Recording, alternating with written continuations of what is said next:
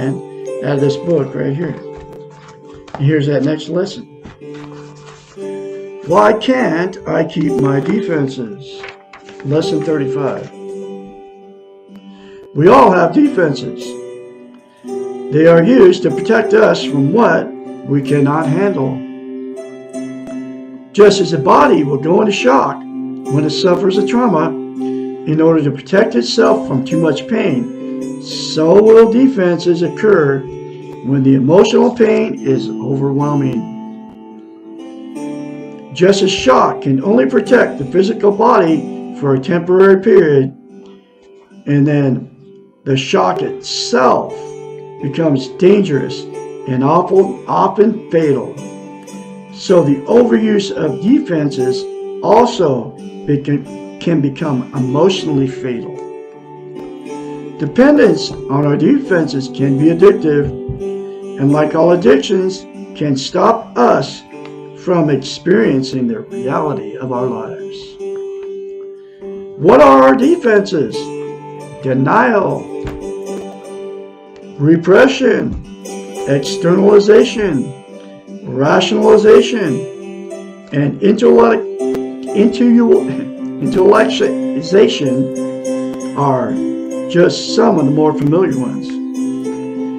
They allow us to explain behaviors that we do not want to deal with.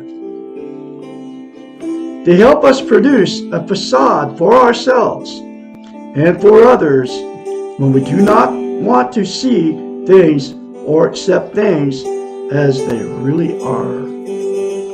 They tend to cover life and excuse the unpleasantness of our behaviors, our thoughts, and our feelings.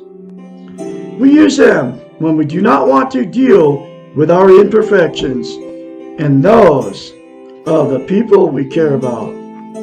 We use them to avoid the fact that life is painful and death is inevitable, and that we all have a dark side which we do not like.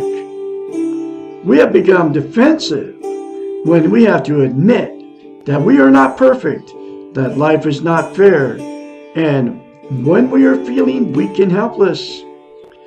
The more we use them, the more we need them. As with any drug, they soon take over, and we may discover that we cannot operate without them.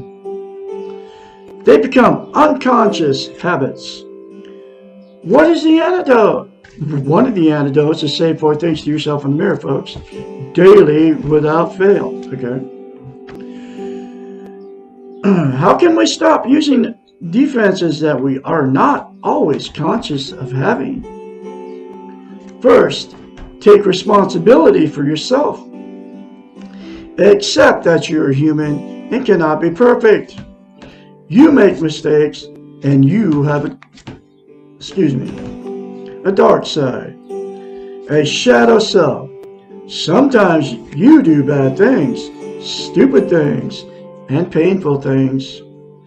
We all do. One of the great ironies of life is that people who know us best know our dark side and see past our facade.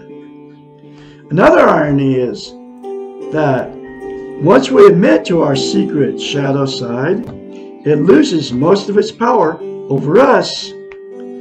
Being responsible for yourself is one way to admit that you are aware of your faults. Because the defenses operate to avoid the pain of reality. The second way to stop needing them is to accept the pain. You cannot deny or repress or rationalize something that you admit to and accept. Acceptance produces the necessary strength to ride through the pain. It takes much less energy to admit you are in pain and to deal with the pain than it does to deny or intellectualize what you are feeling. It is not weakness to feel pain, it is human. Once you take responsibility for yourself and admit that you feel pain, you will free yourself from the need for your defenses. Defense mechanisms only work well when we are not consciously aware of them. Taking responsibility for yourself